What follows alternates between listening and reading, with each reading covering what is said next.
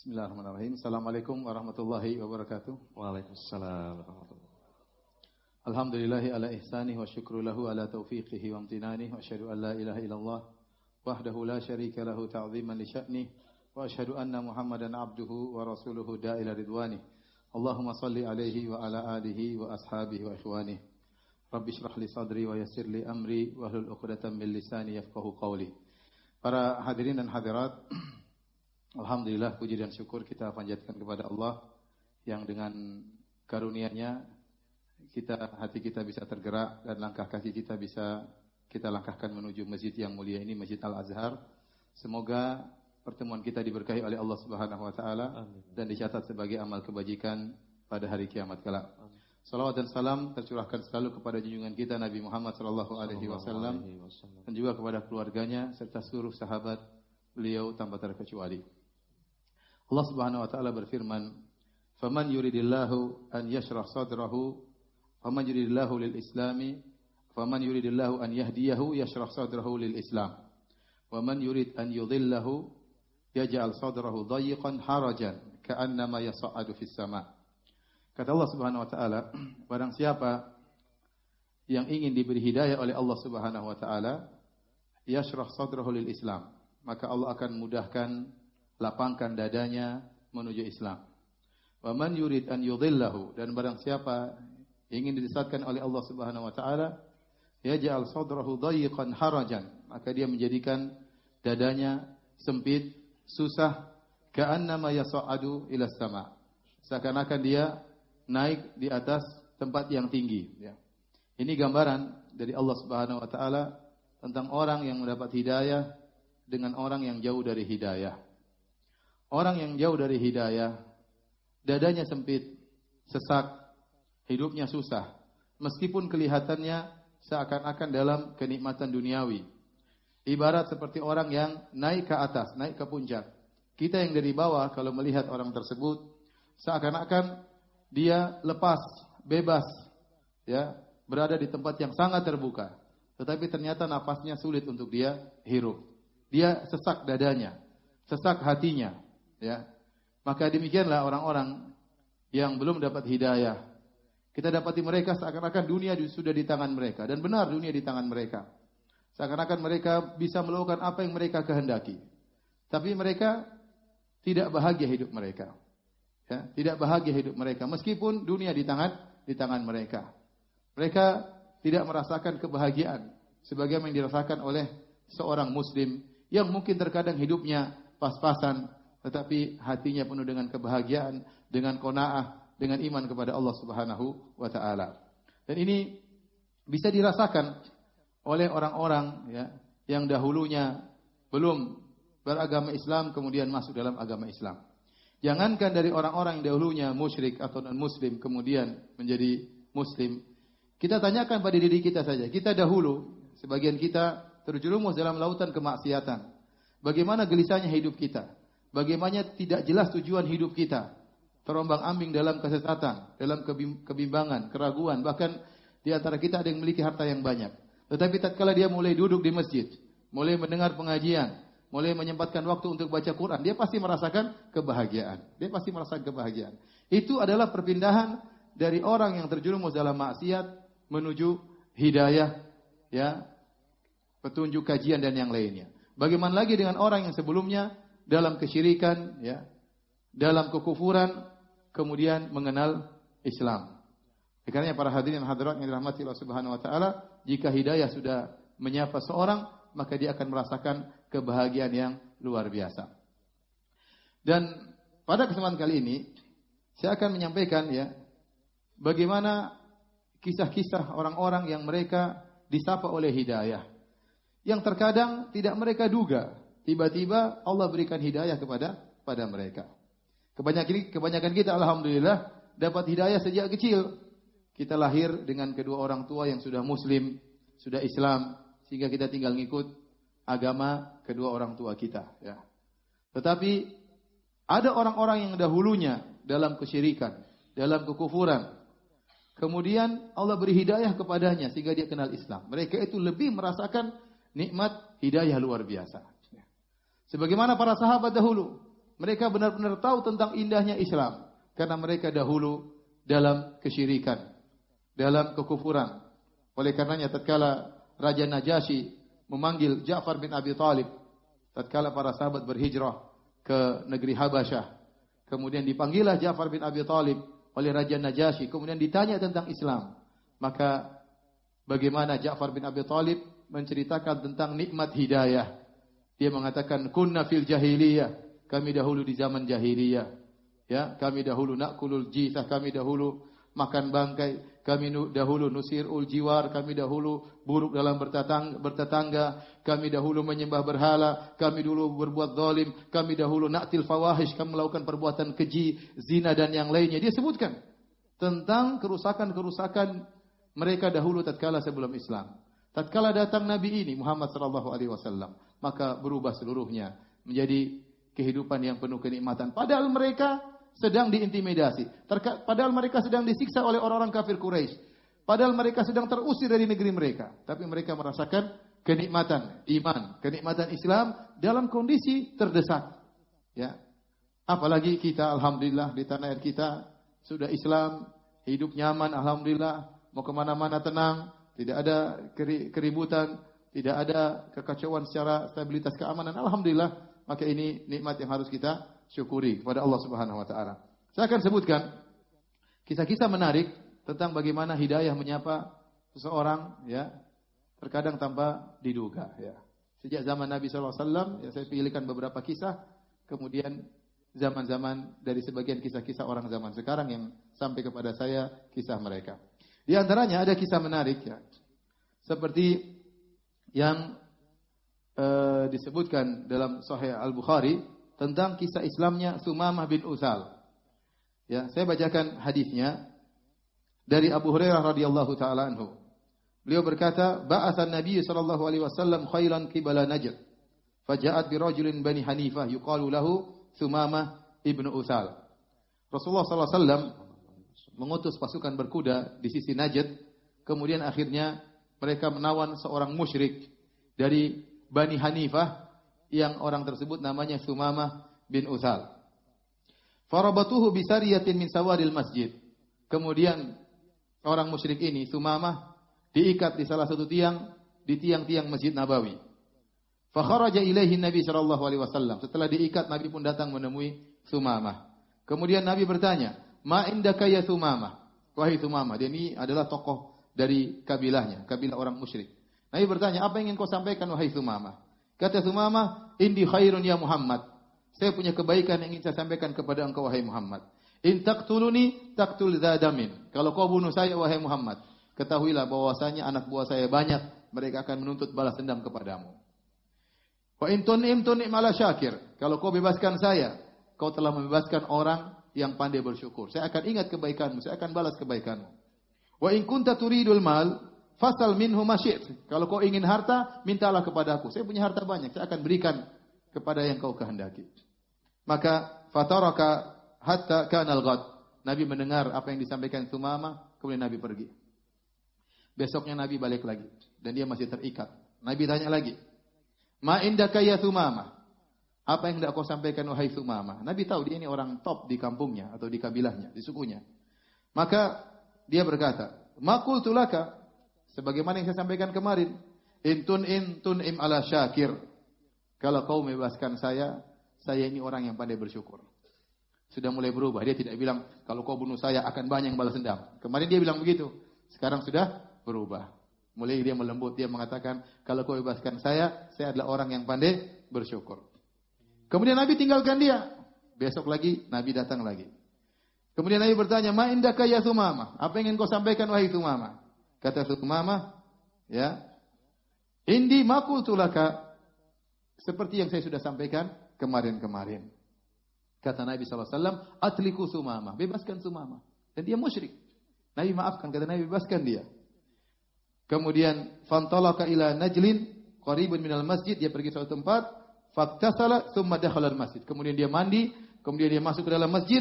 Kemudian dia berkata, "Asyhadu an la ilaha illallah wa asyhadu anna Muhammadar Rasulullah." Dia nyatakan Islamnya. Rupanya hidayah menyapanya. Setelah 3 hari dia diikat di tiang di Masjid Nabawi.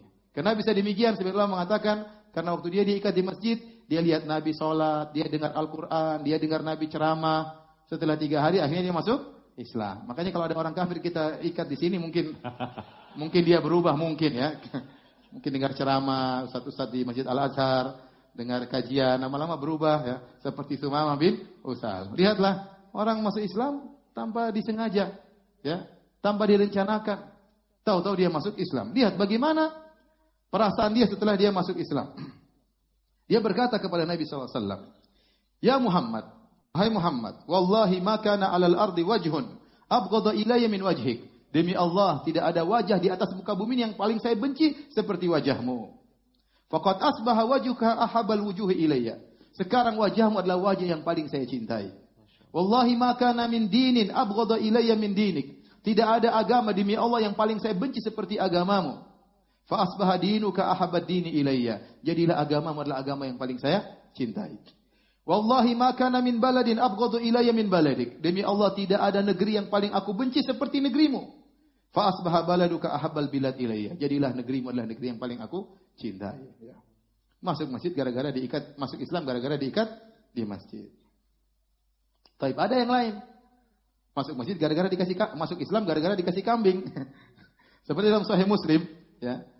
Kata Anas bin Malik radhiyallahu taala anhu, anna rajulan sa'ala Nabi sallallahu alaihi wasallam ghanaman baina jabalain. Ada seorang datang kepada Nabi sallallahu alaihi wasallam minta kambing sepenuh lembah di antara 2 gunung, artinya jumlah kambing yang sangat banyak. Fa'atahu iyyahu, maka Nabi berikan kambing yang banyak kepada dia. Fa'ata qaumahu, setelah itu dia masuk Islam dan dia datang kepada kaumnya, dia berkata, "Ya qaumi aslimu, wahai kaumku, masuk Islamlah kalian. Fa wallahi inna Muhammadan la yu'ti ata'an ma yakhaful faqr." Sungguhnya demi Allah Muhammad itu kalau sudah kasih sesuatu tidak pernah takut miskin. Seakan-akan dia berkata, kalau kalian ingin dapat kambing, masuk Islam. Anas bin Malik berkata, "In kana rajulu la yuslimu ma yuridu ila dunya." Sungguh ada seorang masuk Islam, dia tidak masuk Islam kecuali hanya mendapatkan ingin dapat dunia, ingin dapat kambing, ingin dapat dunia. Fama yuslimu hatta yakunal islamu ahabba ilaihi minad dunya wa ma 'alaiha. Kemudian dia masuk Islam, maka jadilah Islam lebih dia cintai daripada dunia dan seisinya. Tapi awalnya gara-gara apa? Kambing. Baik, ada lagi yang masuk Islam gara-gara dapat pemberian Nabi sallallahu alaihi wasallam. Tersebutlah seorang sahabat bernama Safwan bin Umayyah bin Khalaf. Safwan bin Umayyah bin Khalaf ini sangat dendam kepada Nabi sallallahu alaihi wasallam. Kenapa? Bapaknya Umayyah bin Khalaf, majikannya Bilal yang terbunuh tatkala perang Badar. Maka dia dendam kepada Nabi sallallahu alaihi wasallam. Seluruh peperangan setelah perang Badar dia ikuti. Perang Uhud, perang Khandaq, dan dia ingin membunuh Nabi sallallahu alaihi wasallam. Bagaimana tidak? Bapaknya meninggal, saudara kandungnya meninggal. Dia sangat dendam kepada Nabi sallallahu alaihi wasallam. Begitu dendamnya, bahkan sampai terjadi Fatu Makkah tahun 8 Hijriah. Tatkala orang-orang musyrikin banyak yang masuk Islam karena melihat keramah tamahan Nabi sallallahu alaihi wasallam, karena melihat akhlak Nabi sallallahu alaihi wasallam. Ini Safwan belum mau masuk Islam. Belum mau masuk Islam. Tapi dia berkata, kalau semua orang masuk Islam semuanya masuk Islam kecuali saya itu orang tidak masuk Islam. Saking jengkelnya kepada Nabi sallallahu alaihi wasallam. Akhirnya Nabi dia mau ingin pergi, kata Nabi jangan pergi, tinggallah bersama kami dan tidak dipaksa untuk masuk Islam. Silakan. Maka dia balik, dia hidup bersama Nabi. Kemudian terjadilah peperangan dan dia cuma nonton terjadi peperangan. Sampai akhirnya Nabi mendapat ghanimah yang banyak. Nabi tahu si Safwan bin Umayyah ini suka dengan harta. Maka Nabi sallallahu alaihi wasallam ya memberikan kepada Safwan bin Umayyah mi'atan minan na'am. Diberikan 100 ekor onta. Subhanallah. Summa mi'atan. Kemudian Rasulullah kasih lagi 100 ekor onta. Berarti berapa sekarang? 200. Dia sangat dendam kepada Nabi.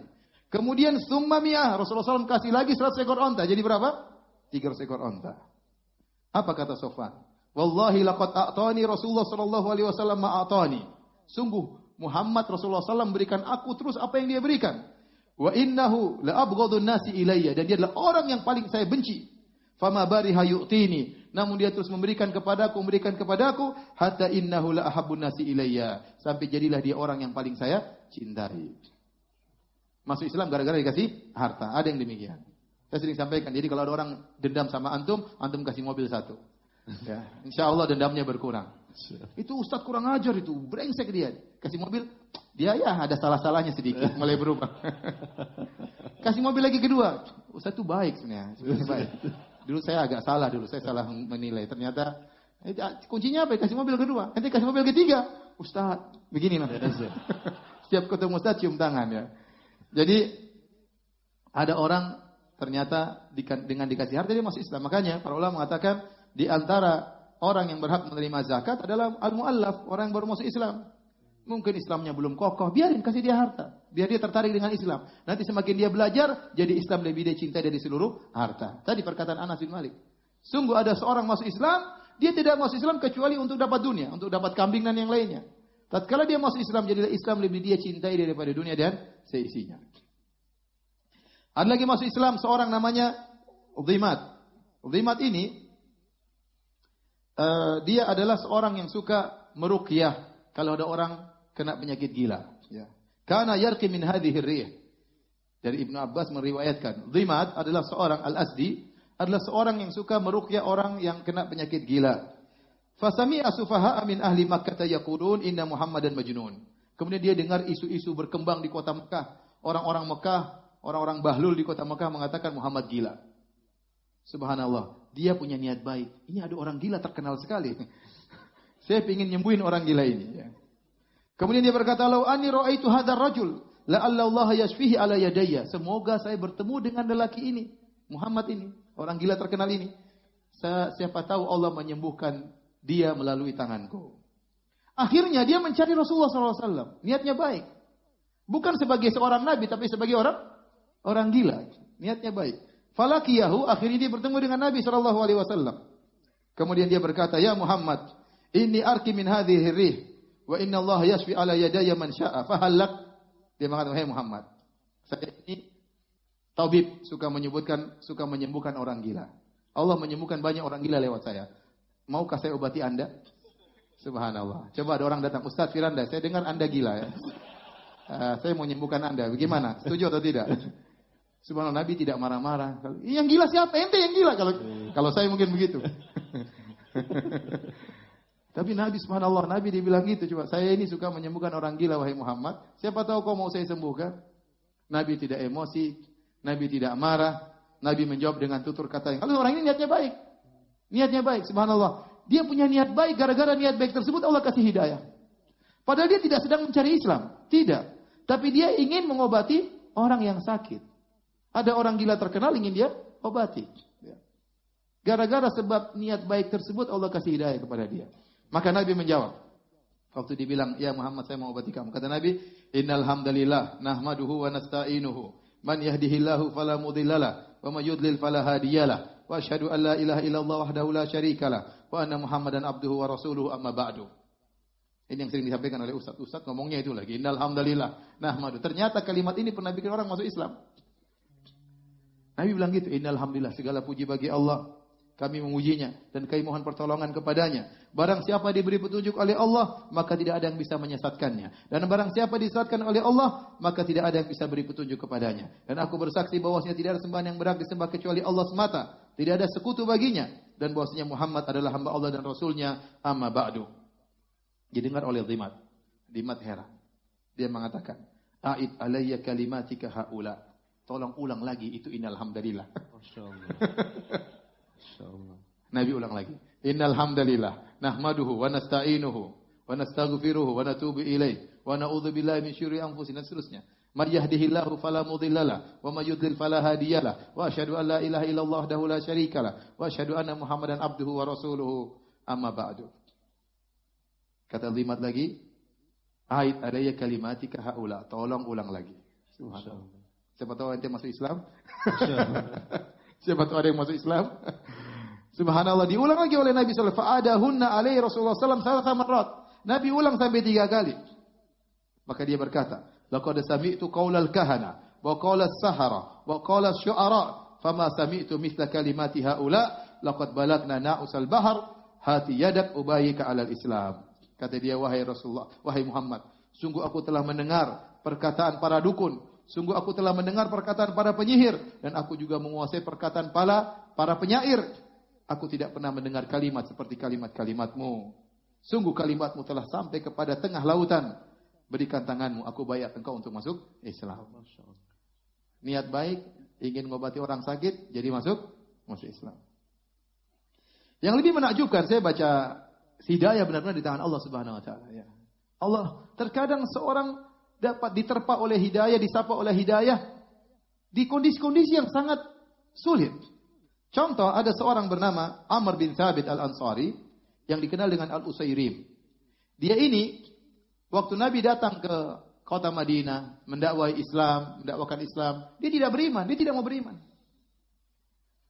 Tiba-tiba dia beriman kapan? Dia beriman tatkala terjadi perang Uhud. Tatkala kaum muslimin terdesak, kaum muslimin berjumlah cuma 700, dikepung oleh 3.000 orang, justru tatkala Islam dalam kondisi terdesak, dia malah masuk Islam. Allah kasih hidayah, Allah ingin hidayah bagi dia. Kemudian dia pun menyatakan Islamnya, kemudian dia berperang, kemudian dia mati syahid, dikenal Al-Utsairim, mati syahid, wa ma sajada walau sajdah, dan dia tidak pernah sujud meskipun hanya sekali. Hidayah menyapa dia di penghujung kehidupannya. Kok bisa demikian ya Ustaz? Kata para ulama, orang-orang yang seperti ini, yang dapat hidayah di penghujung hayatnya, ya, kemungkinan besar karena ada kebaikan-kebaikan dalam hatinya. Dan sebaliknya kalau ada orang di awal kehidupannya penuh dengan keimanan, di akhir kehidupannya ternyata terlepas dari hidayah, dia meninggalkan hidayah atau hidayah meninggalkannya, ini juga berkaitan dengan kebaikan hatinya. Oleh karena dalam satu hadis kata Rasulullah SAW, Inna ahadakum la ya'malu bi amali ahlil jannah fima yabdu linnas wa huwa min ahlin nar. Kata Nabi SAW, sungguh salah seorang dari kalian benar-benar melakukan amalan penghuni surga. Mungkin dia haji, mungkin dia umrah, mungkin dia salat. Tapi amalan tersebut kata Nabi fima yabdu linnas, menurut yang dilihat oleh orang lain. Yang menurut dilihat oleh masyarakat orang ini orang soleh, tetapi hatinya ada penyakit. Kata Nabi, wa huwa min ahlin nar, ternyata dia penghuni neraka Jahannam. Subhanallah, ada kisah seorang di Arab Saudi dari Qasim, ada dikenal dengan Al-Qasimi ya. Konon dia dari Mesir, konon dia dari Saudi, tapi terkenal. Dia punya buku. Bukunya judulnya As-Sira' Baina At-Tauhid wal Wasaniyah. Seperti judulnya. Pertarungan antara tauhid dengan penyembahan berhala. 2 jilid kalau tidak salah dia tulis. Buku yang sangat indah, yang sekarang masih dipakai untuk membantah kekufuran. Tetapi banyak yang menjelaskan orang ini terkena penyakit gurur, sombong, angkuh. Karena tidak ada yang menulis seperti dia di zaman dia. Akhirnya dia angkuh, akhirnya dia murtad. Jadi seorang berhati-hati. Tatkala dia beramal soleh, tatkala dia haji atau umrah, jangan angkuh, jangan sombong. Orang melihat dia seakan-akan dia orang yang soleh, tapi ternyata ada penyakit dalam hatinya. Sehingga bisa jadi orang tersebut akhirnya ditutup dengan su'ul khatimah. Dan sebaliknya ada orang mungkin di atas kesesatan atau non-muslim, tapi dia memiliki hati yang baik. Gara-gara hati yang baik ini, di akhir hayatnya Allah beri hidayah kepada dia, sehingga akhirnya dia masuk Islam. Contoh tadi, ya, Amr bin Thabit Al-Ansari atau dikenal dengan Al-Usairim, tadinya menolak dakwah Nabi SAW. Menolak terus. Sampai 2 tahun dia menolak dakwah Nabi SAW. Tahun 3 Hijriah, terjadi perang Uhud, tatkala kondisi kaum muslimin terdesak, 700 orang, musuh 3.000 orang, justru dia masuk Islam dalam kondisi demikian. Hidayah datang terkadang tidak diduga. Contoh lagi sahabat yang lain namanya Nu'aim bin Mas'ud Al-Ghatafani. Nu'aim bin Mas'ud Al-Ghatafani, kapan dia masuk Islam? Dia masuk Islam tatkala terjadi perang Khandaq. Dan ini kondisi lebih dahsyat lagi bagi kaum muslimin. Kata Allah Subhanahu wa taala, "Ya ayyuhalladzina amanu dzkuru ni'matallahi 'alaikum." Wahai kaum mukminin, ingatlah nikmat yang Allah berikan kepada kalian. Idz ja'atkum junudun, ya ayyuhalladzina amanu dzkuru ni'matallahi 'alaikum. Idz ja'atkum junudun fa arsalna 'alaihim rihan wa junudan lam tarawha. Tatkala kalian diserang oleh pasukan, yaitu Al-Ahzab, 10.000 pasukan. Terdiri atas kaum Quraisy 4.000 orang dan kabilah Ghatafan dan teman-temannya 6.000 orang. 10.000 orang menyerang kaum muslimin dalam perang Khandaq dan kaum muslimin mungkin jumlah cuma 2.000 orang. Di saat genting seperti itu, seakan-akan Islam akan hancur, seakan-akan kaum muslimin akan hancur, ternyata dari kabilah Ghatafan ada seorang bernama Nuaim bin Mas'ud, dia masuk Islam. Di saat-saat genting, tatkala Nabi tidak tahu apa yang harus dilakukan, 10.000 mengepung, tahu-tahu dia masuk Islam, dia datang kepada Nabi, menyatakan Islam di saat yang mustahil musuh masuk Islam tatkala itu. Karena musuh menyangka Islam akan habis. Justru dia dari kelompok musuh justru masuk Islam. Maka dia berkata, apa yang bisa saya lakukan? Maka Nabi menyuruh dia untuk melakukan taktik dalam peperangan, sehingga akhirnya memporak-porandakan barisan antara Yahudi dengan pasukan kaum musyrikin. Maksud saya, dia masuk Islam di saat-saat genting, tatkala Islam harusnya disangka akan hancur, justru saat itu biasanya muncul orang munafik. Justru malah dia masuk Islam. Namanya hidayah, terkadang datang tidak duga-duga sama sekali. Tapi ini kita tadi berbicara tentang bagaimana hidayah yang menyapa sebagian sahabat gara-gara sebab-sebab yang mungkin tidak diduga. Tapi kalau Allah berkehendak, maka seorang bisa masuk Islam. Saya mendengar juga banyak cerita-cerita di zaman kita sekarang. Orang-orang masuk Islam juga tanpa sebab yang mungkin kita duga. Seakan-akan sebabnya terkadang sepele, ternyata bisa membuat orang masuk Islam.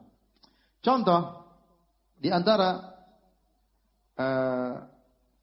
hal yang menakjubkan yang saya dengar seorang masuk Islam, sebagaimana dikisahkan oleh Syekh Abdul Razak, hafizahullah ta'ala, yaitu seorang masuk Islam gara-gara nemani orang-orang Arab di diskotik ya, atau di pub ya, atau di tempat minum-minum khamar. Satu hari datang sebagian orang-orang Arab bahlul ya. Kemudian datang di suatu negeri kafir, entah Inggris, entah pokoknya negeri Eropa ya, dia datang kemudian ditemani oleh gaid. Gaid ini orang kafir. Kemudian masuk ke diskotik, kemudian mereka minum-minum bir. Arab-Arab bahlul ini minum bir.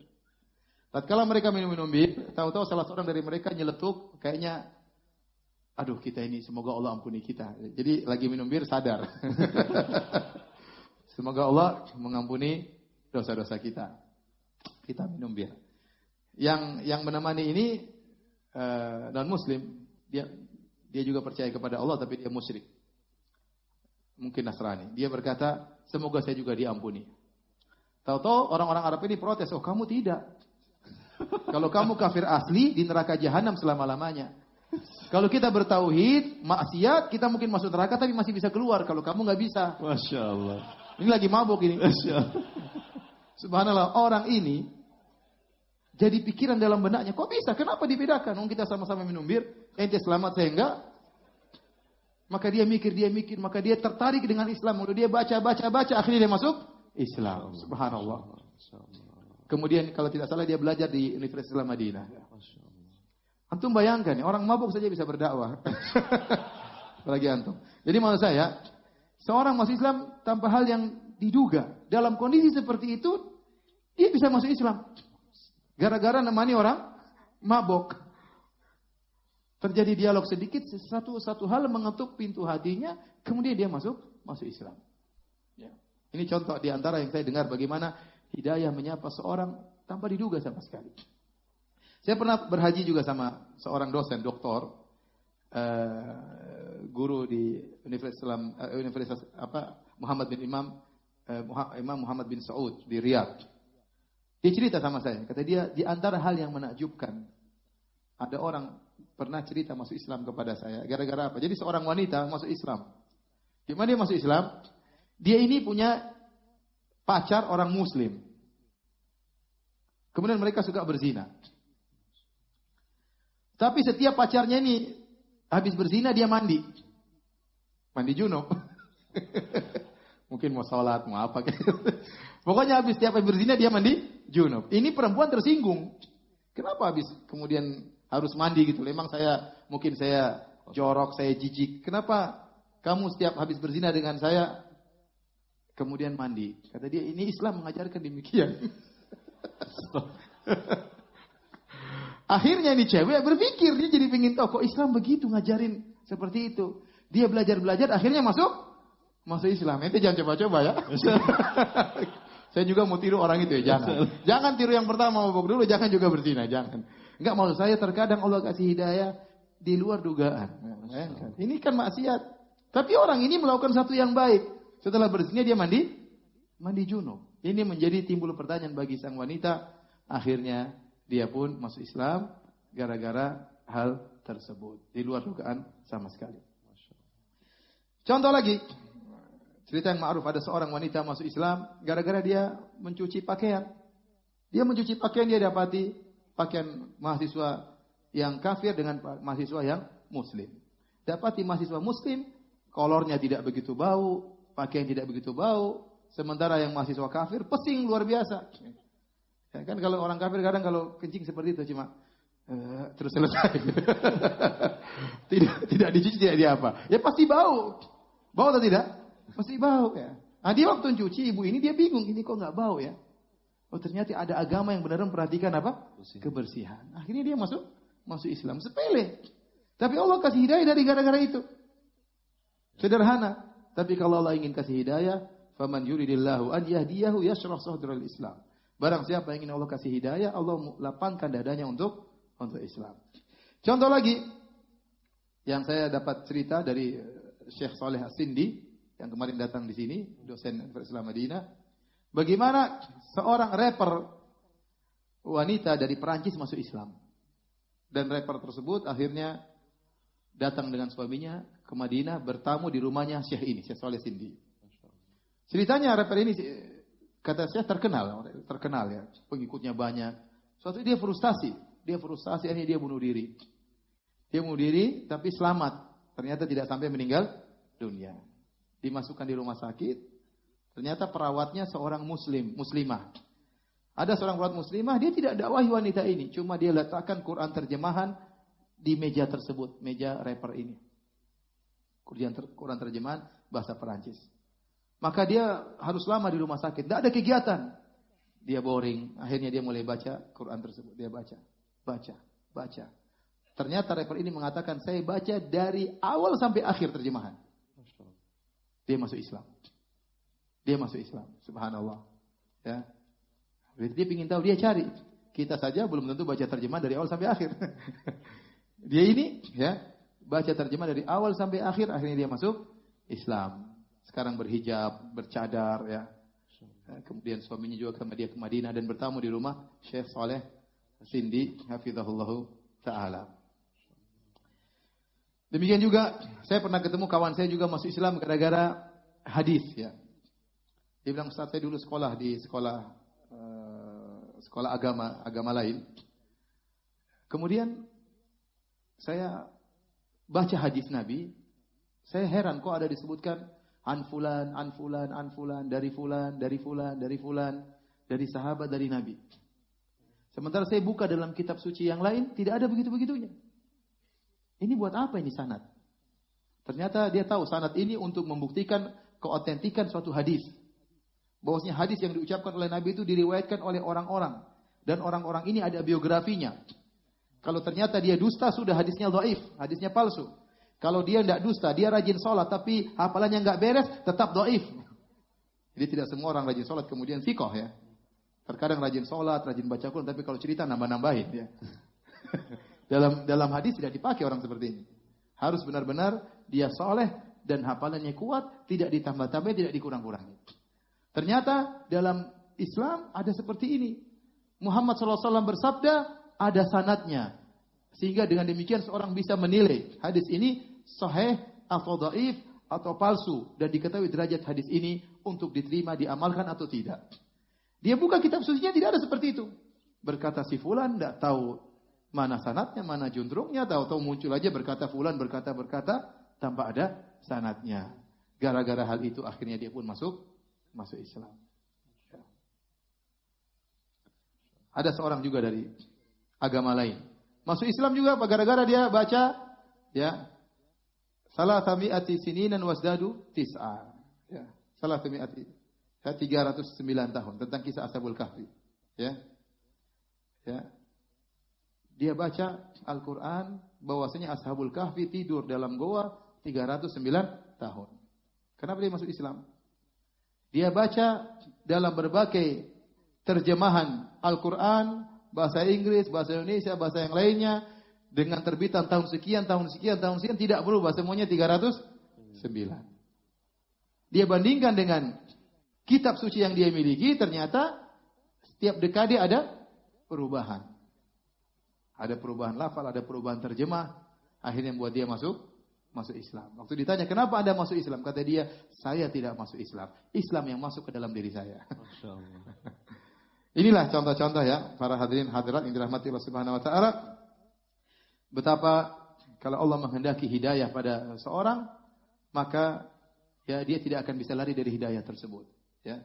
Meskipun semua orang ingin menyesatkan dia, kalau Allah ingin memberikan dia hidayah, maka dia dapat hidayah. May yahdihillahu fala mudhillalah. Barang siapa yang Allah ingin kasih hidayah, maka tidak ada yang bisa menahannya. Tapi barang siapa yang disesatkan, tidak ada yang bisa kasih hidayah kepada dia. Meskipun dia tahu tentang indahnya Islam, meskipun dia tahu tentang benarnya agama Islam, kalau hatinya tidak digerakkan untuk masuk Islam, tidak akan masuk Islam.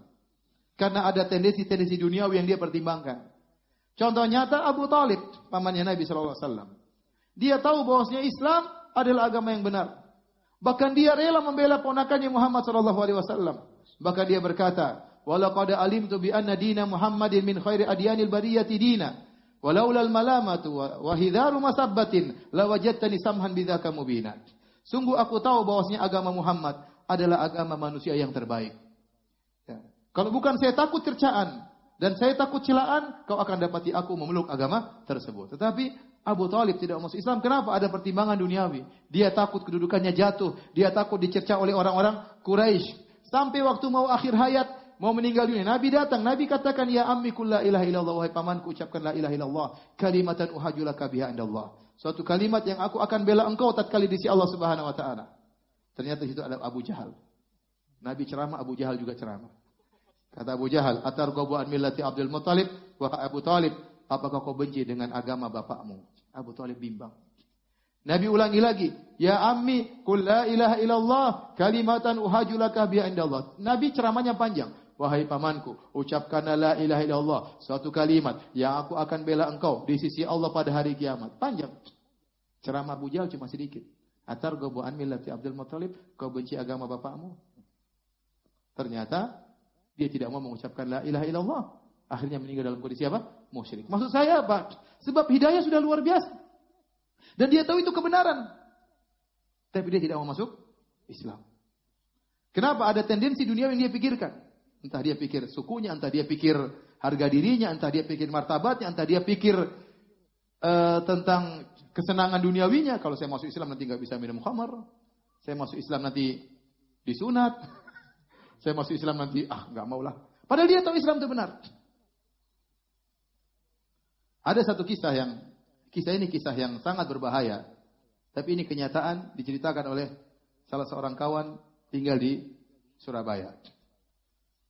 Dan ini hati-hati, jangan sampai ada yang seperti ini ya. Ceritanya bagaimana? Ceritanya ada seorang kafir kaya raya. Tahu-tahu terbetik dalam hatinya ingin masuk Islam. Kemudian dia pergi ke seorang kawan. Kata dia, "Wahai kawan, saya ingin kenal Islam. Tertarik dengan Islam." Kata kawan ini, ada orang lebih alim, kau ke sana. Coba tanyakan Islam kepada dia. Datanglah orang kaya ini ke orang yang pedagang juga, tapi dia agak lebih ngerti tentang Islam. Kemudian dia tanya, tolong jelaskan kepada tentang Islam. Antum tahu kalau masuk Islam, ente disunat, tahu nggak? Ente puasa, nggak boleh makan sebulan. Ente kalau masuk Islam, nanti ada zakat. 2,5% harta ente diambil. Ente harus sholat. Ditakut-takuti. Akhirnya kata dia, ya sudah saya nggak jadi masuk Islam. Akhirnya kawan tadi tanya, gimana sih Fulan? Jadi masuk Islam nggak? Ngapain dia masuk Islam? Di dunia sudah kaya, nanti di sana masuk surga. Enak aja. Biar aja di sana dia masuk neraka. Ini kenyataan.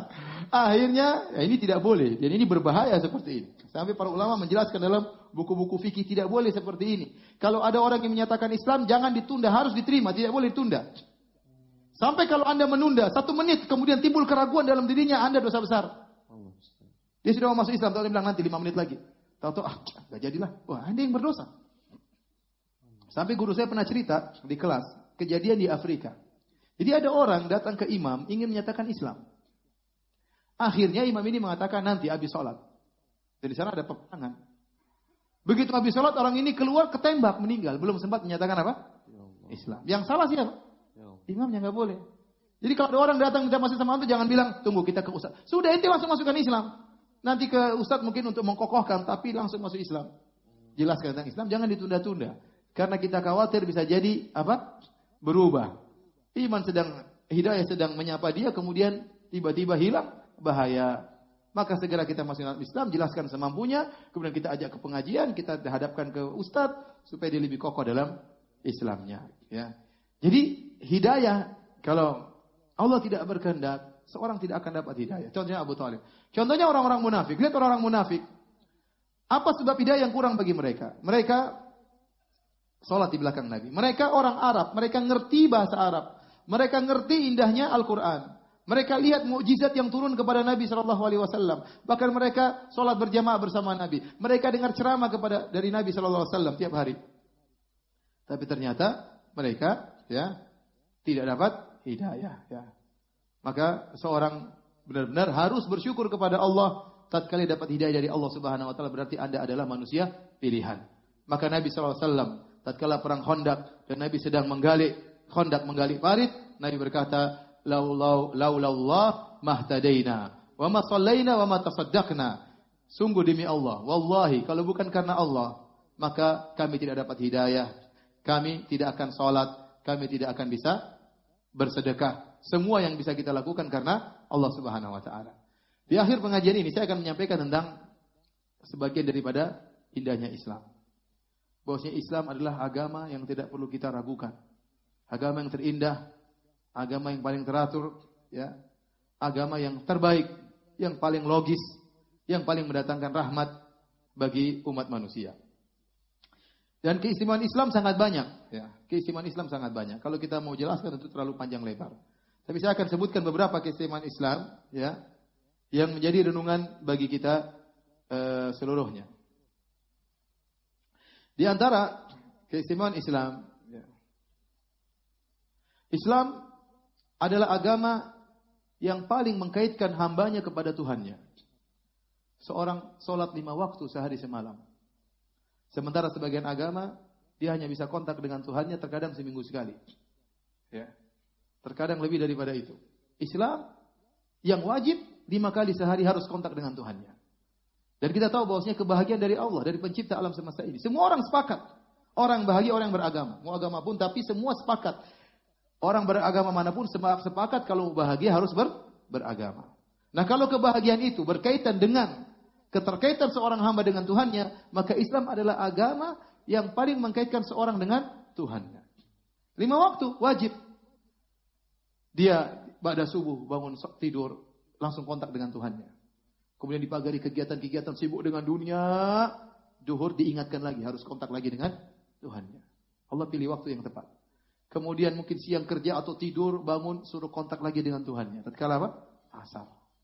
Kemudian sibuk lagi dengan kegiatan, lalai mungkin bicara sana sini. Maghrib kontak lagi dengan Tuhannya. Isya kontak lagi dengan Tuhannya. Tapi ada seorang kafir mengatakan, saya cemburu lihat orang Islam. Mau kontak dengan Tuhannya sangat mudah. Ya. Oleh karenanya, Islam adalah agama yang paling menawarkan kebahagiaan karena penganutnya kalau ingin kontak dengan Tuhannya sangat mudah. Tinggal wudu kemudian sholat dimanapun dia kehendaki, langsung kontak dengan Allah Subhanahu wa taala. Kemudian di antara keistimewaan Islam, Islam adalah agama yang paling logis, terutama dalam masalah akidah, dalam masalah keyakinan terhadap Tuhan. Makanya Allah Subhanahu wa taala menyebutkan cara Tuhan atau sifat-sifat utama Tuhan, kriteria Tuhan dalam surat Al-Ikhlas, Qul huwallahu ahad, Allahus samad, lam yalid wa lam yulad wa lam yakul lahu kufuwan ahad. Katakanlah Allah Maha Esa. Tuhan tidak boleh berbilang. Kalau Tuhan berbilang saling saingan, maka dia bukan Tuhan, bukan dia yang paling jago. Ternyata ada yang sama dengan Tuhan. Allah, Qul huwallahu ahad. Allah Maha Esa. Dialah yang menciptakan alam semesta sendiri. Dialah yang berhak sendiri. Dia yang berhak untuk disembah sendirian. Dia yang mengatur alam semesta sendirian. Tidak ada yang bersama Allah Subhanahu wa taala. Qul huwallahu ahad.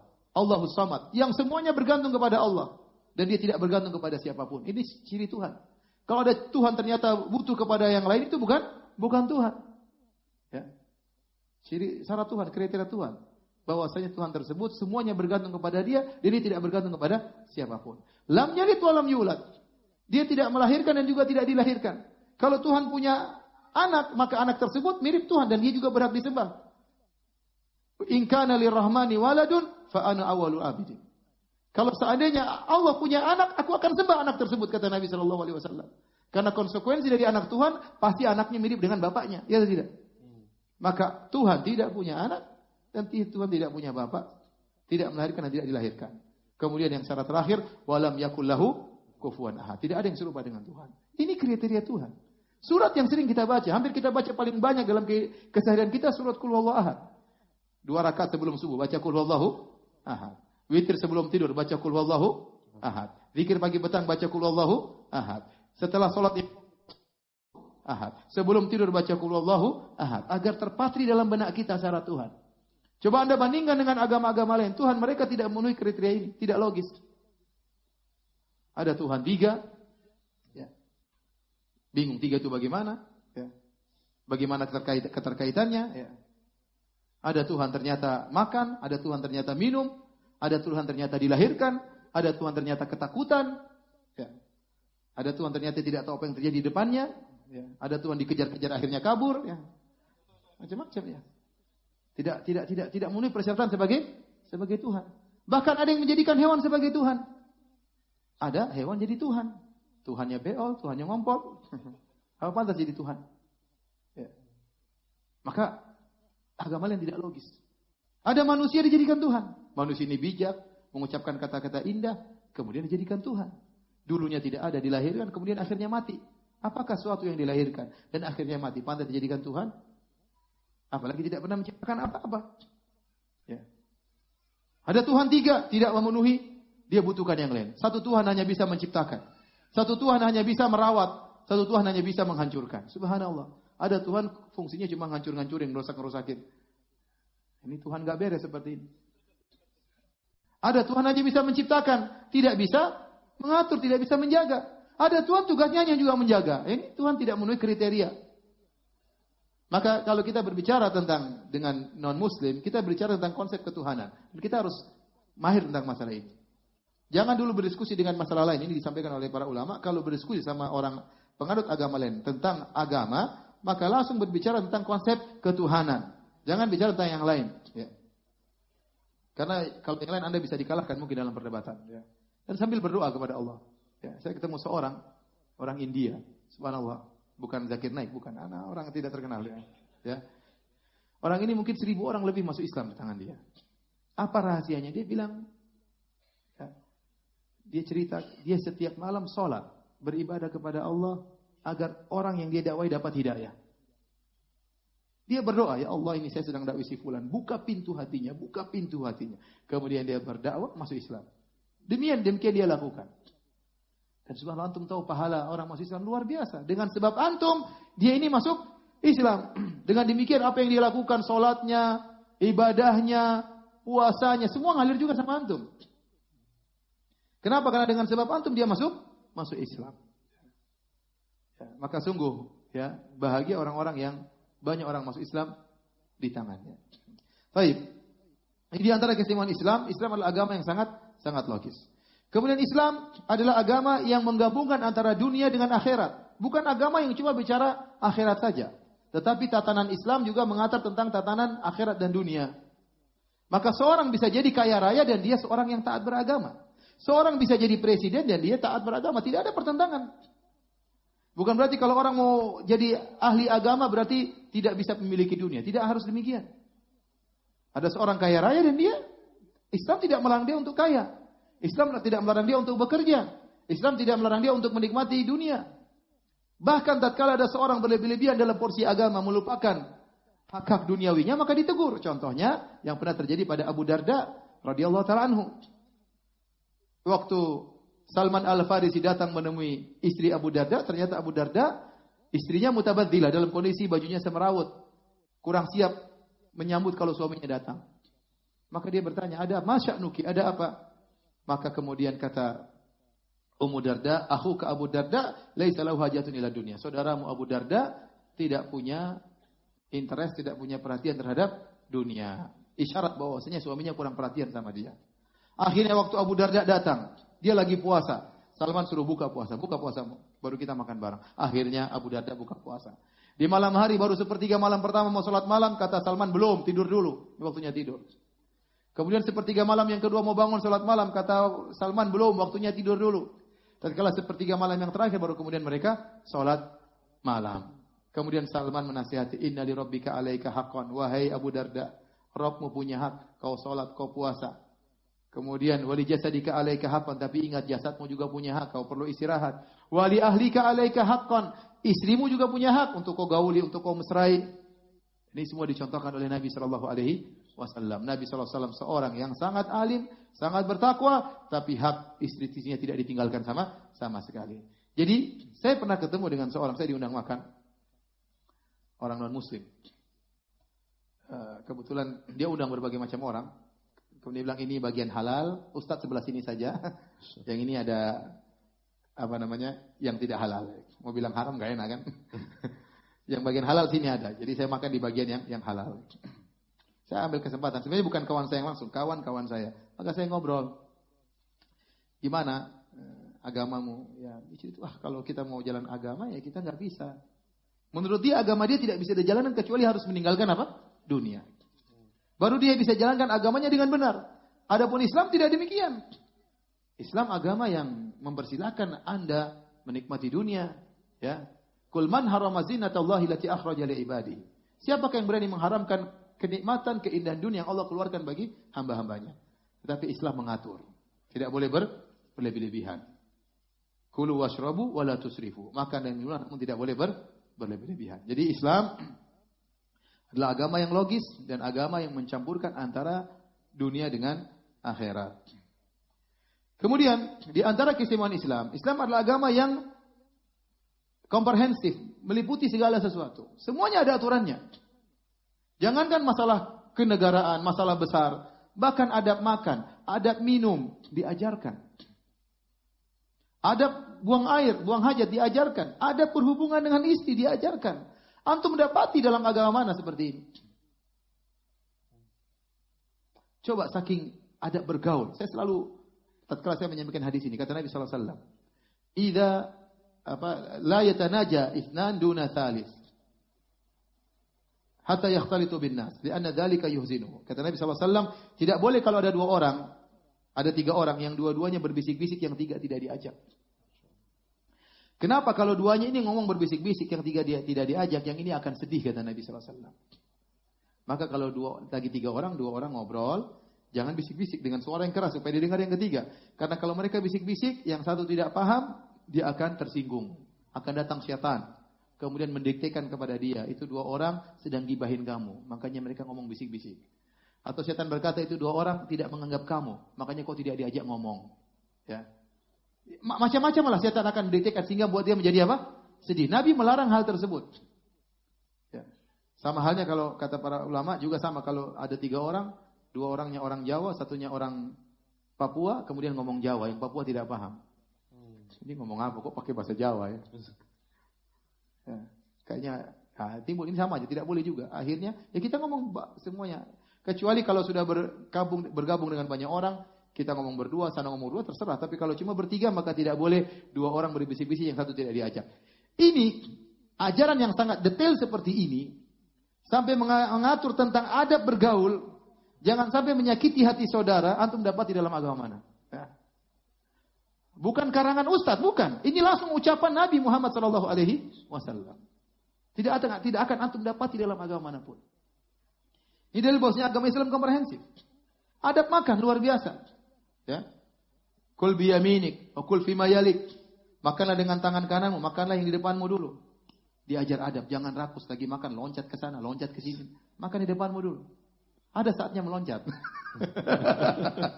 Kalau sudah habis, bolehlah mungkin kita. Tapi ini sejak awal sudah loncat sana, loncat sini. Bayangkan dalam agama apa diajarkan seperti itu. Ada pakai sendal, luar biasa. Ya. Kata Rasulullah SAW, "Idza akala ahadukum, fala tamsah yadahu hatta yul'iqahu yal'aqaha aw yul'iqaha." Kata Nabi SAW, jika salah seorang sudah makan, jangan dia lap tangannya sampai dia jilat atau dia menjilatkan kepada orang lain. Sebenarnya orang Ustaz, mana itu? Jangan menjilat sampai dia jilat atau jilat kepada orang lain. Lihat ternyata itu adab yang sangat indah. Islam mengajarkan bagaimana kita menghargai pemberian Allah, karunia Allah. Anda kalau makan harus yakin bersih. Sampai ada sisa makanan jangan dibuang, jangan langsung dicuci. Mungkin ada beras, ada makanan, itu nikmat, habiskan. Anda jilat, kalau enggak Anda jilatkan kepada orang lain. Maksudnya kepada istri, kepada anak, bukan kepada kawan-kawan. Ngantri ya? Enggak. Enggak, maksudnya pada orang terdekat. Ya, kalau sahabat dekat juga ada masalah, tapi enggak lah ya. Sama istri, sama anak-anak, enggak apa. Ya. Tapi subhanallah, di antara hikmahnya, menghargai nikmat dari Allah Subhanahu wa ta'ala. Antum dapati dalam agama mana mengajarkan demikian. Semuanya, makanya buku fikih tebal-tebal. Bab ini, bab nikah dengan detailnya. Bagaimana kalau terjadi perceraian, bagaimana kalau begini, bagaimana hadhanah, bagaimana siapa yang berhak mengurus anak-anak. Semua lengkap. Islam adalah agama yang sangat komprehensif. Dan antum tidak menemukan dalam agama yang lain. Paling karangan ulama-ulama mereka. Ya. Tidak detail seperti Islam. Apalagi kalau sudah terjadi penyimpangan-penyimpangan dalam agama mereka. Kemudian, di antara keistimewaan Islam. Islam tidaklah melarang sesuatu kecuali untuk menghalangi kemudaratan menimpa manusia. Contoh, Islam mengharamkan khamar. Saya enggak tahu agama yang jelas-jelas mengharamkan khamar kecuali Islam. Ya, kecuali Islam. Ya. Dan kita tahu khamar itu ummul khaba'ith, induk dari segala perbuatan keji. Betapa banyak terjadi bunuh-bunuhan karena khamar, kecelakaan karena khamar, ya. Pertikaian, perkelahian karena khamar. Ya, banyak orang bunuh diri juga karena khamar. Maka Islam mengharamkan khamar, ya. Dan tidak ditemukan dalam agama lain secara tegas mengharamkan apa? Khamar. Islam sejak dahulu sudah mengharamkan khamar. Kenapa? Karena Islam mengagungkan akal. Islam menghormati akal. Akal ini sangat penting membedakan manusia dengan hewan. Dengan khamar seorang akalnya hilang. Dengan khamar orang seperti orang gila. Islam tidak ingin seorang manusia yang mulia kemudian bersikap seperti orang gila. Coba kalau ada orang misalnya dia bijaksana kemudian dia teler. Kayak apa? Ente shouting, ente masukkan YouTube. Ini orang teler nih. Kayak orang gila. Tatkala dia sedang mabuk, dia bongkar rahasianya lah, dia ceritakan keburukan istrinya lah, dia bongkar aib dirinya lah. Islam mengharamkan khamar dan tidak ada agama yang tegas mengharamkan khamar kecuali Islam. Bahkan dalam agama yang lain adalah khamar adalah acara syukuran. Khamar adalah acara apa? Syukuran, dihadirkan dalam acara syukuran. Tidak ada agama yang lain tegas mengharamkan seperti Islam mengharamkan zina. Mengharamkan zina dengan sebab-sebabnya, dengan segala sebab-sebabnya. Agama-agama yang lain mungkin ada pengharaman, tapi sudah dirubah oleh pengikutnya sehingga menggampangkan masalah zina. Ada masalah mereka bebas zina sana sini. Saya sampai ke suatu negara Eropa, subhanallah, lihat bagaimana indahnya Islam. Banyak di antara mereka, ya, tidak mau nikah, ya, maunya zina saja, tidak mau nikah. Islam coba mengajarkan tentang pernikahan, tentang indahnya pernikahan. Tentang wanita itu sangat dimuliakan. Tidak boleh disentuh oleh siapa saja. Menurut Islam, wanita itu perkara yang sangat mulia. Tidak boleh dinikmati oleh setiap orang. Tidak boleh dicoel oleh setiap orang. Tidak seperti bis yang bisa dinaiki oleh setiap orang. Tidak. Wanita sangat mulia. Mau nikah harus pakai wali. Kenapa? Karena wanita sering geeran. Dirayu sedikit sama laki-laki. Iya. Ternyata habis dicerai. Apalagi banyak laki-laki yang serigala, ya. Sehingga banyak wanita dibohongin, dinikahi, habis itu diambil mahkotanya, kemudian dicampakkan. Maka Islam mengatur, harus ada apa? Wali. Islam ini mengikat-ngikat. Enggak, Islam tidak mengikat. Islam mengatur, melihat kemaslahatan. Bahkan wanita kalau bersafar, hendaknya ada mahramnya. Karena dia butuh, mungkin ada yang menemani, beli apa-apa, ngangkat-ngangkat apa-apa, ada mahramnya. Kalau sudah punya keluarga, Islam mengatur tentang bagaimana berbakti anak kepada orang tua. Antum cari agama mana yang menjelaskan sangat detail bagaimana seorang anak berbakti kepada orang tuanya. Cuma Islam. Antum cari dalam agama manapun, tidak ada yang detail, pahalanya besar, luar biasa, berkorban, berjihad untuk berbakti kepada kedua orang tua. Tidak ada kecuali dalam Islam. Akhirnya agama-agama lain, anak-anak kurang berbakti. Di sebagian negara, kalau dia sudah tua, dia merasa bahwasanya sudah tidak bermanfaat, tidak diperhatikan lagi anaknya, dia bunuh diri. Di sebagian negara-negara Eropa, waktu saya ke sana, tidak mau nikah. Kenapa? Takut anaknya durhaka. Takut anaknya durhaka. Apalagi mereka buat peraturan. Kalau anak dimarah sedikit, anaknya tersinggung, lapor pada pemerintah. Akhirnya anaknya diambil. Hak pengasuhannya diambil. Dan itu terjadi. Bapaknya dilaporkan polisi oleh anaknya. Terjadi di mereka. Sehingga mereka tidak mau punya anak. Akhirnya kumpul kebo.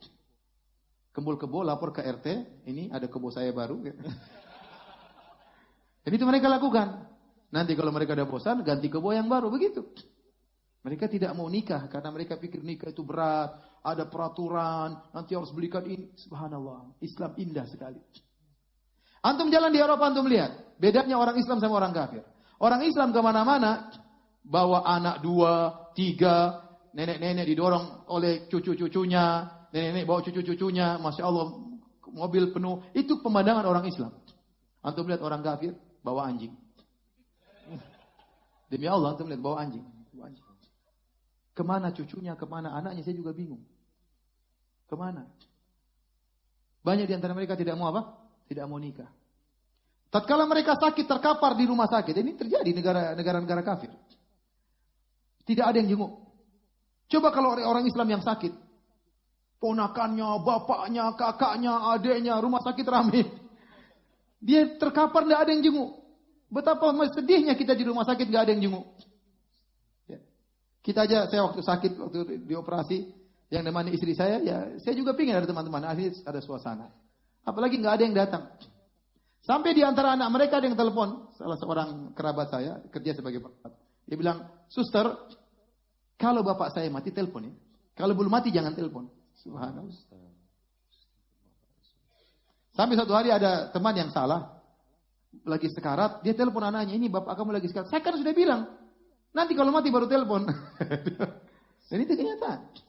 Tapi tanya kenapa kamu nggak ada yang jenguk?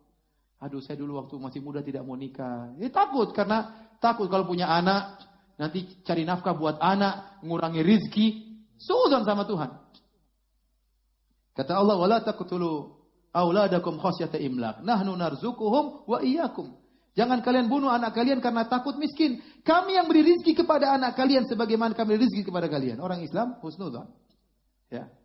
Dan itu kesengsaraan tersendiri tatkala seorang sudah tua tidak ada keluarganya. Kesengsaraan. Dia mau teman kemudian anaknya taruh di panti jompo. Ya akhirnya dia senang pengen lihat cucunya, pengen lihat anaknya enggak ada, gimana muncul cucu. Oleh karenanya saya bilang Islam adalah agama yang sangat indah. Tidak ada suatu pun yang Islam haramkan kecuali ada mudarat di balik hal tersebut sehingga dilarang oleh Islam. Islam tidak memotong syahwat manusia, mustahil. Haram nikah. Kalau mau jadi orang soleh tidak boleh nikah sebagaimana dalam agama yang lain. Tidak mungkin begitu. Islam, Nabi mengatakan, wa ana atazawwaju nisa, saya orang paling bertakwa dan saya menikahi para wanita. Tetapi ada pengaturan. Ada pengaturan. Banyak yang halal lebih banyak daripada yang haram. Yang haram sedikit, itu saja yang diharamkan. Yang halal masih banyak.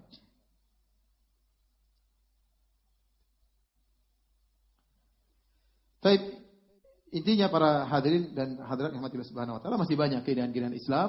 Maka seorang yang tahu tentang indahnya Islam, merasa bahagia dengan Islam, hendaknya dia tularkan kebahagiaan ini kepada orang lain. Maka saya sangat mendukung adanya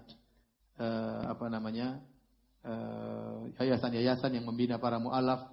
Luar biasa pahala mereka dan kita harus dukung ya. Mereka butuh biaya, mereka butuh dana, butuh didekatkan hati-hati mereka. Ya, mungkin diajak jalan-jalan dan boleh zakat diberikan kepada mereka. Terakhir ada cerita lucu ya. Atau sudah ya? Cerita aja. Jadi begini, saya kan di Madinah ada pengajian. Pengajian buat Jaliyah Indonesia, artinya buat orang-orang Indonesia. Supir-supir, pembantu-pembantu, kemudian ya pekerja-pekerja profesional. Kemudian ada juga teman saya dai Filipin yang didakwahi orang-orang non-muslim, bahkan terkadang orang kafir diajak sama mereka. Kalau kita lagi pergi ke kantor, orang Islam makannya sederhana. Kita tatkala kajian dikasih makanan yang biasa-biasa. Sementara yang ini makannya mewah-mewah. TK-TK cemburu, Ustaz itu kok makannya enak-enak, kita kok nggak enak. Ente sudah Islam sudah lama, itu baru masuk Islam. Kalau ini makan enak, memang baru masuk Islam, makan enak terus. Jadi maksudnya memang ada dana yang dikhususkan untuk orang-orang yang mu'allaf, ya. Dan itu tidak mengapa, dana zakat dan yang lainnya, dan itu ibadah yang mulia untuk mempertahankan iman mereka dan memupuk iman mereka. Demikian mungkin yang disampaikan, kurang lebihnya saya mohon maaf. Wallahu taala alam bisawab. Masya Allah. Syukur Ustaz atas penyampaian kisah yang membuka wawasan kita dan juga semangat kita untuk terus belajar. Dan berkaitan dengan tema saat hidayah menyapa, Ustaz mohon izin ada beberapa pertanyaan. Mungkin ada pertanyaan langsung dari tertulis ya, Arezi. Tapi sebelumnya juga ada pertanyaan tertulis, Ustaz, mohon izin akan saya coba bacakan. Assalamualaikum Ustaz, saya seorang mu'alaf, tetapi rekan teman-teman saya dan keluarga tidak tahu bahwa saya masuk Islam. Saya lahir di lingkungan Nasrani, sekolah di Nasrani dari TK hingga SMA. Kemudian juga saat saya masuk Islam hanya satu teman kuliah yang tahu, itu pun karena sebagai saksi ketika saya bersahadat. Dan alhamdulillah dia membawa saya ke masjid yang mempelajari sunnah Rasulullah SAW. Saya senang kajian di sana. Tetapi masalahnya adalah ayah saya tidak tahu. Dan kemudian dapat kabar ayah sakit, terkena serangan jantung dan paru-parunya bermasalah. Dan saat ini dia merawat sendirian orang tuanya, Ustaz. Nah, bagaimana sikap saya seharusnya? Agak rumit masalahnya. Saya khawatir kalau saya merawat orang tua saya jadi tidak bisa memakai pakaian syar'i, kemudian tidak bisa berangkat ke kajian, tidak bisa sholat dengan leluasa, dan saya belum berani menceritakan ke ayah saya.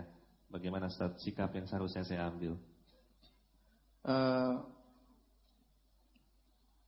Menurut saya, apalagi orang tuanya dalam sakit-sakit parah, ya, sebenarnya kesempatan untuk mendawai orang tuanya.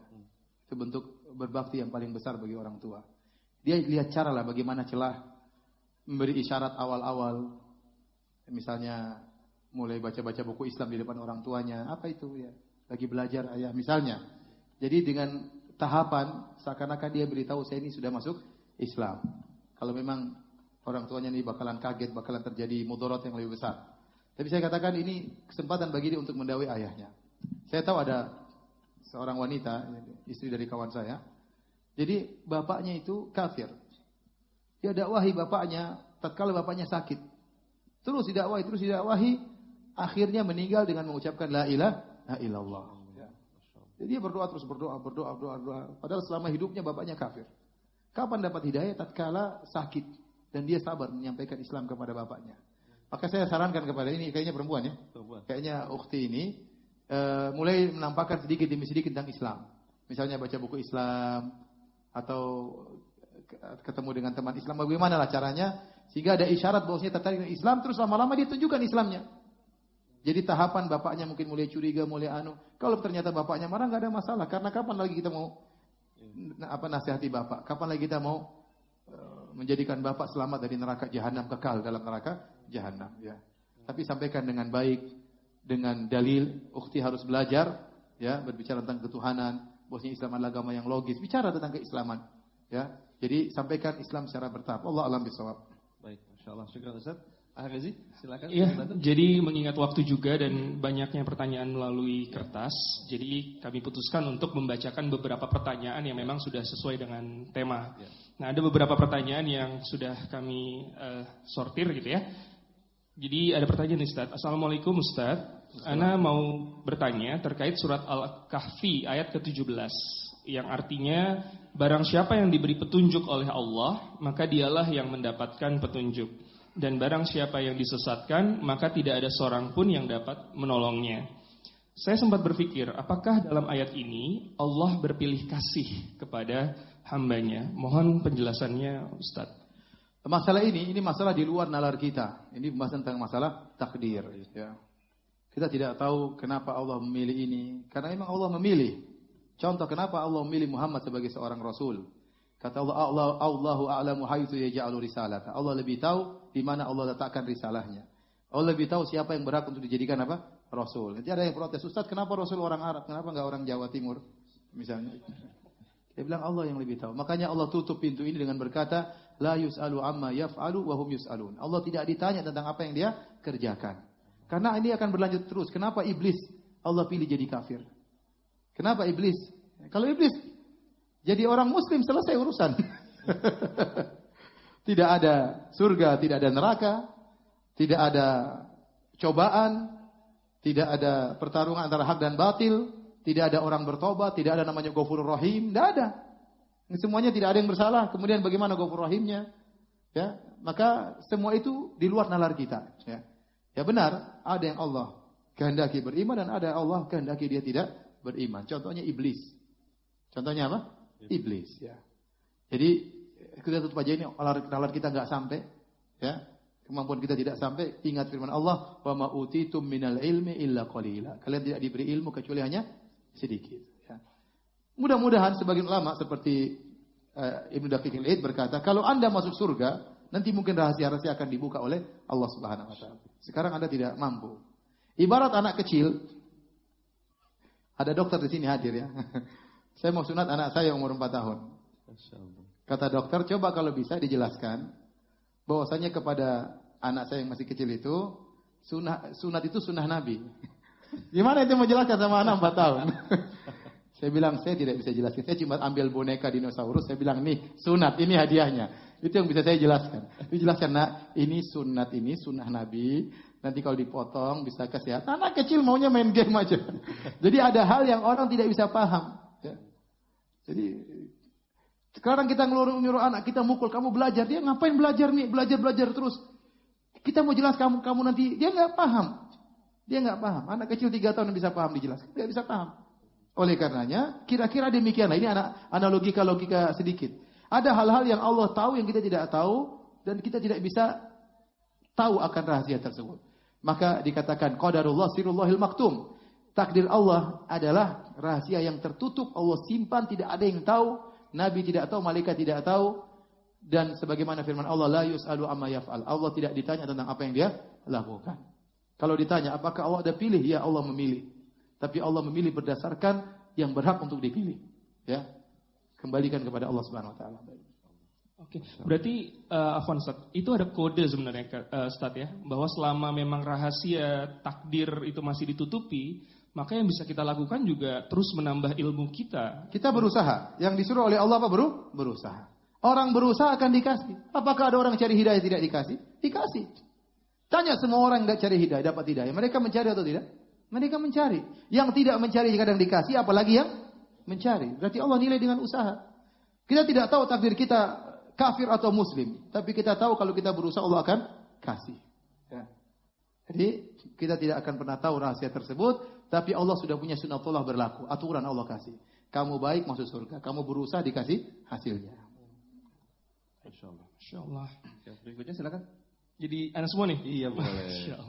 Oke, berikutnya. Assalamualaikum warahmatullahi wabarakatuh. Assalamualaikum. Semoga Allah senantiasa merahmati kita semua. Amin. Ustadz, Ana pernah mendengar cerita bahwa ada seorang mu'alaf yang goyah pemikirannya, keyakinannya. Karena mengetahui ternyata ada perbedaan-perbedaan di dalam Islam.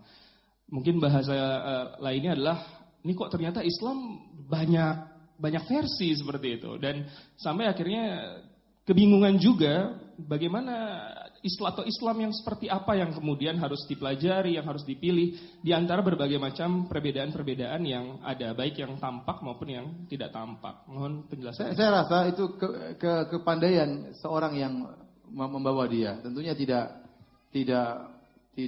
hikmah orang beragama Islam kemudian kita bilang di Islam itu ada Qadariyah, ada Jabariyah, ada ngapain? Ya, enggak usah. Kita jelas ke Islam yang nanti dia akan imannya bertambah secara alami. Maka jangan sampai kita menimbulkan fitnah. Kata Nabi SAW, lasta tuhaddithu hadithan la yablughu uqulahum illa kana li ba'dihim fitnah. Tidaklah engkau menyampaikan satu hadis yang tidak sampai kepada nalar mereka kecuali akan menimbulkan fitnah. Kemudian juga Ali bin Abi Thalib dalam Sahih Bukhari pernah berkata, ya, haditsun nas bima ya'rifun. Aturiduna ayyukadzdzaballahu wa rasuluhu. Sampaikanlah kepada manusia sesuai dengan nalar mereka. Apa kau ingin Allah dan Rasulnya didustakan? Kita tidak berbicara tentang mu'alaf, bahkan secara orang muslim secara umum. Saya nggak mungkin saya sini kemudian saya ceramah macam-macam di luar nalar antum jadi bingung, mungkin ragu dengan Islam. Belum saatnya antum mendengar hal tersebut. Itu kalau sama Islam aja tidak boleh begitu, apalagi sama orang yang baru masuk Islam. Maka tidak pantas kemudian kita sampaikan timbul khilaf-khilaf. Nah, kita sampaikan aja. Sampaikan yang menurut kita yakini. Kalau mungkin dia terima dan lain, kita filter dengan baik-baik dengan cara yang bijak, ya. dengan cara yang bijak. Baik, silakan selanjutnya. Syukran Ustaz. Nah, berikutnya Assalamualaikum Ustaz. Nah, ini dari mu'alaf, Masya Allah.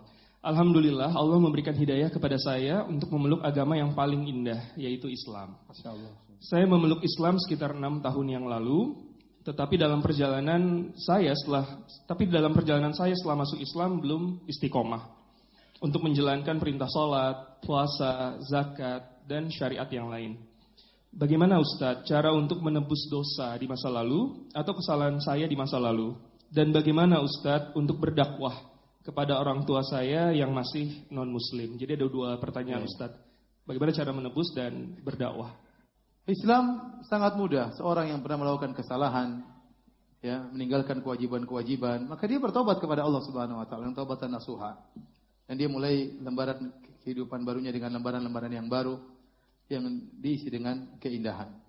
Oleh karenanya, kesalahan-kesalahan yang pernah dia lakukan, mungkin sholatnya dulu bolong-bolong, atau mungkin tidak sholat, atau mungkin puasanya ada yang bolong dan yang lainnya dia tinggalkan dengan sengaja, maka dia bertobat kepada Allah Subhanahu wa taala. Jika dia bertobat dengan tobat yang nasuha, tobat yang sungguhnya, maka mudah bagi Allah mengampuni dosa-dosa tersebut. Apa susahnya bagi Allah mengampuni dosa-dosa manusia? Ya, apa susahnya? Kalau kita susah maafkan orang, karena kita ada tendensi, ya, dia begini, dia begini. Kalau Allah sangat mudah, tidak urusan, Allah tidak butuh dengan manusia. Mau maksiatnya kayak apa saja, kalau Allah mau ampuni sangat mudah. Yang penting kita benar-benar bertobat kepada Allah Subhanahu wa taala.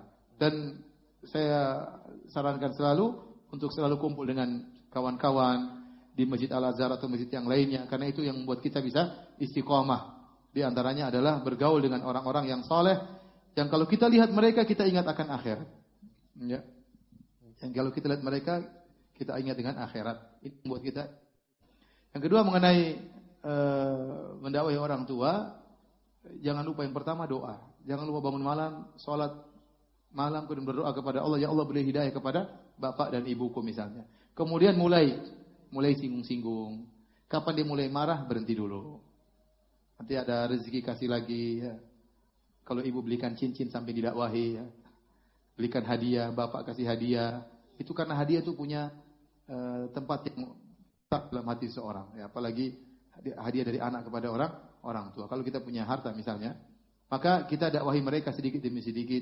Dan yang paling penting tunjukkan akhlak. Bahwasanya orang Islam itu akhlaknya sangat mulia. Islam mengajarkan berbakti kepada orang tua luar biasa yang tidak diajarkan oleh agama-agama yang lain. Tunjukkan hal itu kepada orang tua. Insya Allah mereka bisa dapat hidayah. Karena Islam agama yang logis, ya, sangat mudah dicerna. Dan agama yang lain batil, sangat mudah untuk dibatilkan juga. Sangat mudah karena sangat tidak logis.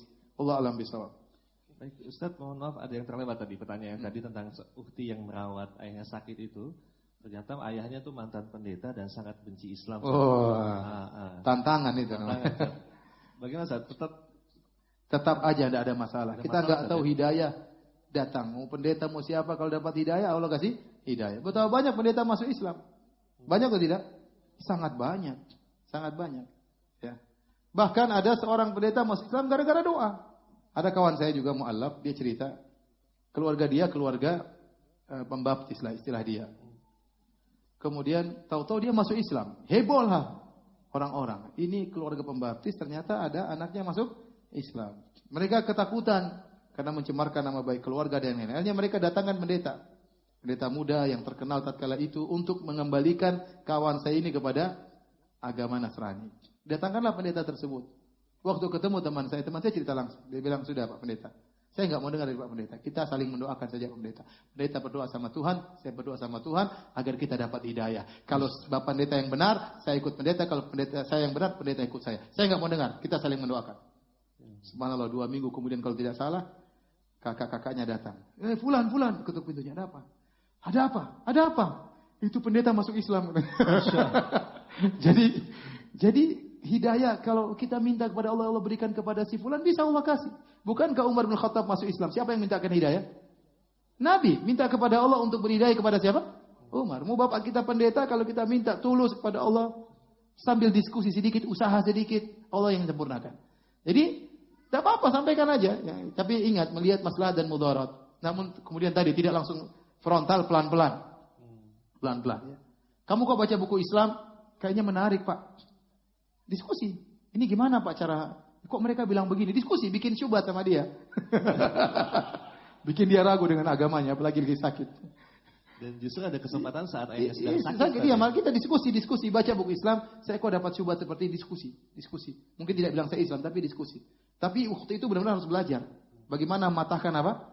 Syubhat-syubhat mereka. Ya. Syubhatnya harus lebih kuat daripada syubhat mereka. Istilahnya ini. Tentu Islam bukan syubhat ya. Enggak.